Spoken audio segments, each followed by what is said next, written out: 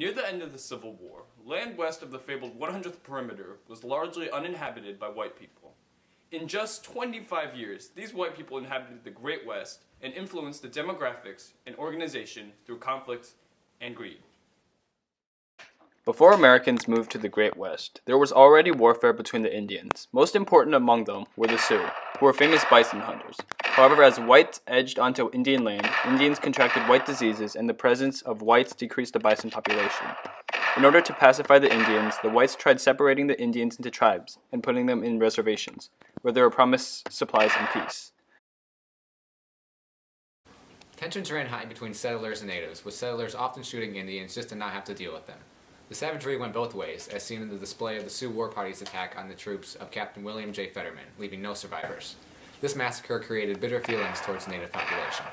Later, in 1874, Colonel Custer violated the Treaty of Fort Laramie by leading expeditions to the native land in South Dakota and declaring discovery of gold, resulting in a swarm of gold seekers. The Sioux retaliated, and 250 of Custer's men were killed. In another instance, the Nez Perce Indians in Oregon retreated to Canada when threatened with moving to a reservation, but surrendered and were moved to Kansas. The Apache tribes in Arizona and New Mexico, led by Geronimo, fled to Mexico but ultimately settled in Oklahoma. The confining of the Indians to reservations, although giving them their isolation, meant that they were forever under control of the government.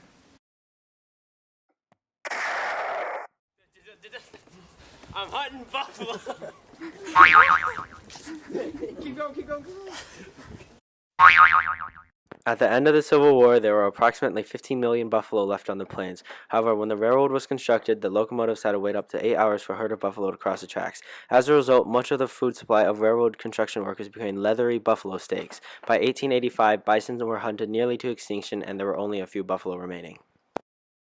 Ongoing conflict between the white settlers and Native Americans began to be viewed differently in the East by the 1880s. Many sympathized with the Indians and their rights to the western frontier, and these beliefs were led by the influential book A Century of Dishonor by Helen Jackson. It revealed the brutal treatment of the Indians by the greedy and violent white settlers. Two sides emerged and had two different viewpoints on the issues. One supported forcing them off the land, and the other wanted them to conform to white society. However, neither side gave any respect to Native American culture, and any humanitarian efforts were focused on stripping them of this. This eventually led to the Battle of Wounded Knee, which resulted from the misguided outlawing of the Sacred Sun Dance. In this battle, over 200 Indian men, women, and children were killed simply for expressing an important aspect of their culture.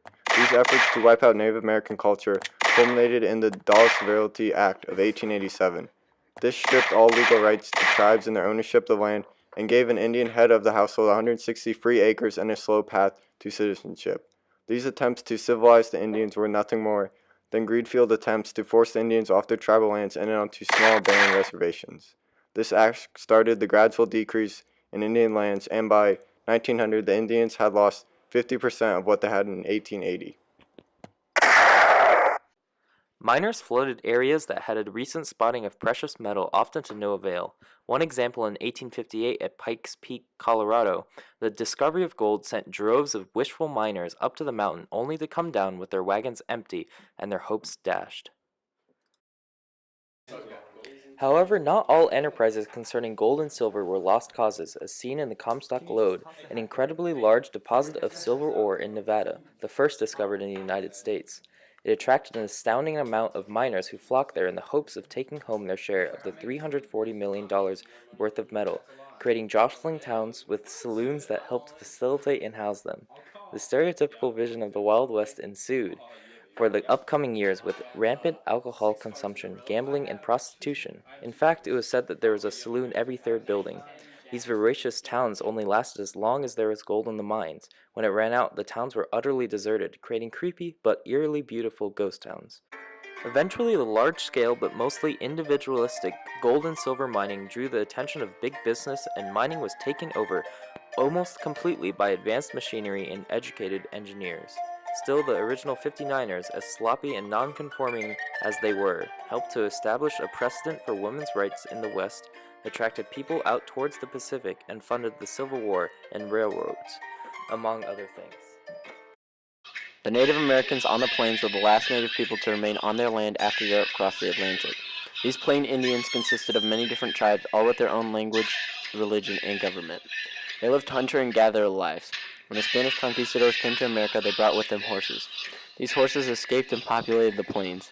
This revolutionized the Indian way of life as they now became horse-mounted hunters. They eventually overhunted the buffalo and other animals, and the horses caused competition over food with the hunted. Eventually, the Plains Indians were cornered onto reservations where some still remain today.